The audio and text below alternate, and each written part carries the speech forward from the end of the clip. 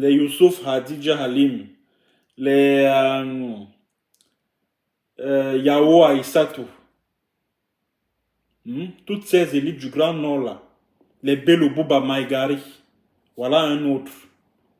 Lui, il est ministre à vie. Depuis qu'il a signé des accords secrets avec Biala, lui n'est jamais sorti du gouvernement. Il est assis à Yaoundé, les Gandoura remplis de liasses d'argent. Pendant ce temps, la jeunesse du Grand Nord croupit dans la misère. On voit de jeunes enfants en train de boire de l'eau dans des maillots, avec les ânes, avec les bœufs et tout ça. Quel indice de développement l'on retrouve dans le Grand Nord? Quels sont les indices de développement? Depuis 40 ans que Biya est au pouvoir, depuis 40 ans que les Essingans sont à la tête de l'État du Cameroun. À quoi servent les Essingans aux nordistes? À quoi sert Essingan aux nordistes? À quoi sert Essingan à la jeunesse du Grand Nord? À rien du tout. À rien. Donc vous devez vous mobiliser, chère jeunesse du Grand Nord. Chers jeunes du Grand Nord, vous devez vous mobiliser, organiser des cercles de réflexion autour de certaines thématiques, telles que l'accès à l'eau potable, l'accès à l'électricité. Ce dont je suis sûr, parce que moi j'ai séjourné à Garoua, c'est que la plupart des localités du Grand Nord vibrent aussi au rythme des délestages électriques. Donc vous devez organiser des cercles de réflexion, former des associations, des ONG, des mouvements citoyens. Je salue par exemple le courage de mon aîné confrère Guibaï Gatama, qui a créé 10 millions de nordistes. Malheureusement, Atanganji, l'homme des serpents affamés, a tout fait pour torpiller ce projet et puis voilà, et à interdire ce mouvement. Malheureusement. Mais vous devez continuer à vous mobiliser, à vous battre pour que votre dignité soit restaurée. Et pour que parmi vous puisse émerger quelqu'un qui parlera au nom du Grand Nord, qui pourra également aspirer à la conquête du pouvoir suprême. Pourquoi pas? C'est possible. Je pense à pas mal de figures de jeunes dans le Grand Nord qui peuvent relever ce défi. Je pense à pas mal de jeunes dans le Grand Nord qui peuvent relever ce défi. Ah oui, ils sont nombreux.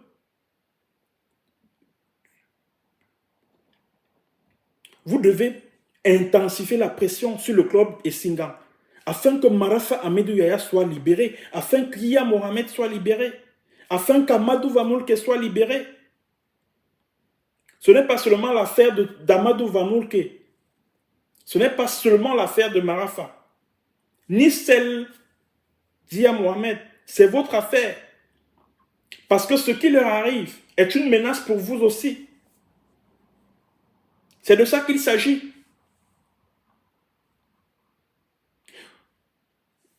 Je connais, j'ai entendu parler parce que moi je travaille beaucoup avec des sources d'information en tant que journaliste. J'ai entendu parler d'un jeune homme d'affaires là. Je l'avais rencontré à la prison centrale de Koundéngui. Bon, depuis que je suis sorti de là, on s'est perdu de vue. Je ne sais pas, j'aurais appris qu'il est,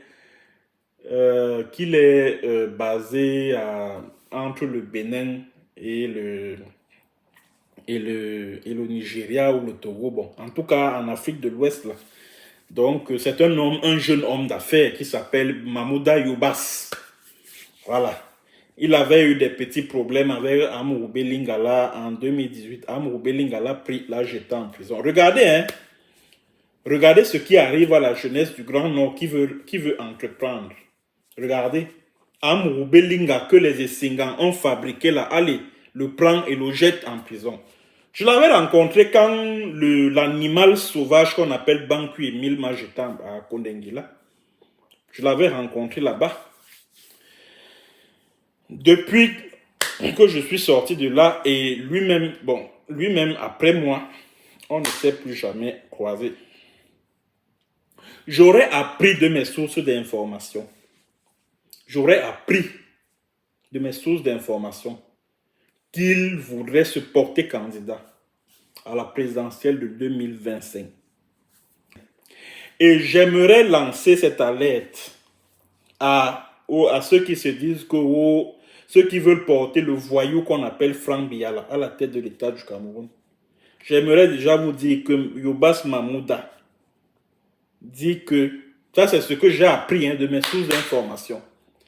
Il dit que si Frank Biya ne se porte pas candidat à la présidentielle de 2025, ou alors celle qui sera organisée avant 2025, lui, il va se porter candidat pour le compte du Grand Nord. Mais je tiens à lui dire que moi, toutes les personnes qui, d'une manière ou d'une autre, ont flirté avec les Essingans, vraiment, ils n'ont pas ma sympathie. Ils n'ont pas ma sympathie. Voilà quelqu'un, il fait des affaires, il est dans des affaires louches avec l'office de Mahamat Déby, le jeune militaire qui est au pouvoir là-bas depuis que son père est mort là au Tchad. Il traite des affaires de livraison de plaques solaires avec Mahamat Déby. Il est dans le trading pétrolier avec l'office d'Obiangema en Guinée équatoriale, Teodorino. Et c'est lui, et il est un ami de Frank Biya, il est très lié à Frank Biya. Et c'est lui qui veut se porter candidat à la présidentielle de 2025 au Cameroun. Donc il veut porter la voix de la jeunesse du Grand Nord. Et vous, jeunes du Grand Nord, vous allez accepter ça? De toutes les façons, comme c'est un originaire du Grand Nord, lui, il a mon soutien. Mais je tiens à lui rappeler que ses acquaintances avec Mahamat Idriss Déby, là, son ami là, ainsi que Teodorino Obiangema de la Guinée équatoriale, vraiment ses acquaintances avec ces gens-là me posent problème parce que pour moi, ce ne sont pas des modèles qu'il faut côtoyer. Voilà. Donc, j'espère qu'il a reçu ce message là où il se trouve. Voilà. Chers jeunes du Grand Nord, vous devez également exiger au club des Essingans des comptes sur les milliers de vos frères, des officiers, des sous-officiers qui ont été massacrés. Des officiers et des sous-officiers qui ont été massacrés à l'issue du faux coup d'État manqué du 6 avril 1984 parce que, à dire vrai, il n'y a jamais eu de tentative de coup d'État au Cameroun.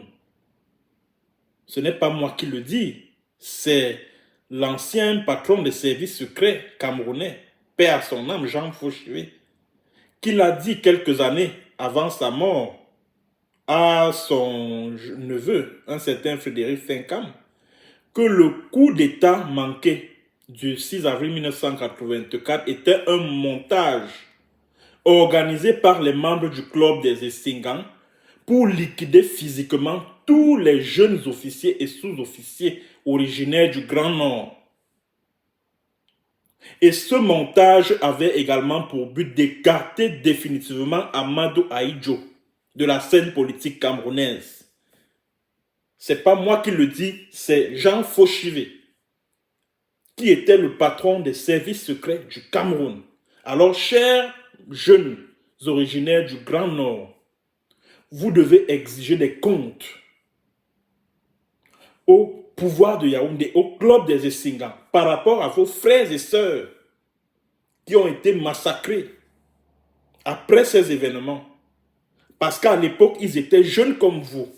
Ce que vous devez savoir, chers jeunes du Septentrion, c'est que le coup d'État manqué du 6 avril 1984 avait été montée. C'est-à-dire que c'est une histoire qui a été montée par André Tsongi Gilbert. À l'époque, il était ministre des Forces armées. Et il a monté ce complot en collaboration avec les membres du club Essingan.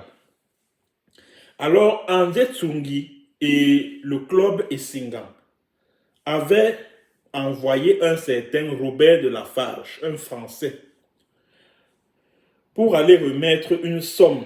Parce qu'il avait par-devers lui, Robert de Lafarge, une mallette contenant une somme de 66 millions de francs CFA et une lettre prétendument signée par Amadou Ahidjo, et laquelle lettre contenait le mode opératoire du fameux coup d'État, c'est-à-dire que comment le coup d'État allait être mené. La mallette a été remise à l'aide de camp d'Amadou Ahidjo. Voilà pourquoi il s'appelait, je crois, Salatou Adamou.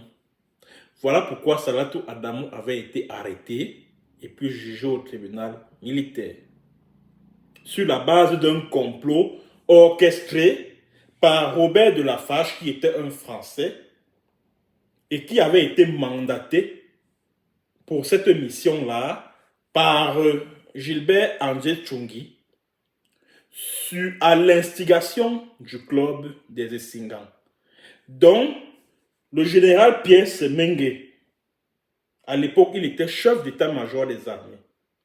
Les Assoemana, les Ebortitus, les Akono Herman, les... qui d'autre encore là j'en oublie certainement. Tous, même celui qui est chef d'état-major des armées aujourd'hui là, à l'époque, il était chargé de la sécurité présidentielle. René Claude Meka. Ils étaient au courant qu'il y avait un coup d'État qui se préparait. Ils ont laissé faire parce qu'ils voulaient tirer avantage de cela. Ils voulaient se servir, que cela serve de prétexte pour une épuration de tous les originaires du Grand Nord au sein de l'armée et au sein de certaines forces spéciales, de certaines unités spéciales de l'armée camerounaise, de la garde présidentielle, etc., etc. C'est de ça qu'il s'agit. Donc les Semengue, les Assoeman et autres, là, ils étaient au courant que le coup d'État se préparait. Parce que Jean Fauchivet avait envoyé un rapport au président Biya. C'est Joseph Zambo. À l'époque, il était secrétaire général à la présidence. C'est lui qui a bloqué ce rapport-là pour qu'il ne parvienne pas au président de la République. Donc les Essingan ne peuvent pas dire qu'ils n'étaient pas au courant qu'un coup d'État se préparait. Ils ne peuvent pas dire. Ils ne peuvent pas le dire. Donc, chers jeunes du Grand Nord, exigez des comptes par rapport aux vôtres qui ont été massacrés, qui ont été liquidés physiquement à l'issue de ce coup d'État manqué, entre guillemets, du 6 avril 1984, les vôtres qui ont été jugés devant le tribunal militaire, condamnés à mort et fusillés au peloton d'exécution, en Balmayo et en Fou, et jetés dans les fosses communes. Vous devez exiger des comptes par rapport à ça, par rapport au massacre de ces jeunes officiers, sous-officiers de l'armée camerounaise, qui étaient tous originaires du Grand Nord. Vous devez vous mobiliser pour exiger, pour réclamer justice pour leur famille. C'est de ça qu'il s'agit. C'était donc ce que j'avais à dire concernant l'avenir de la jeunesse du Grand Nord en ce moment où on parle de plus en plus de la succession de M. Paul Biya.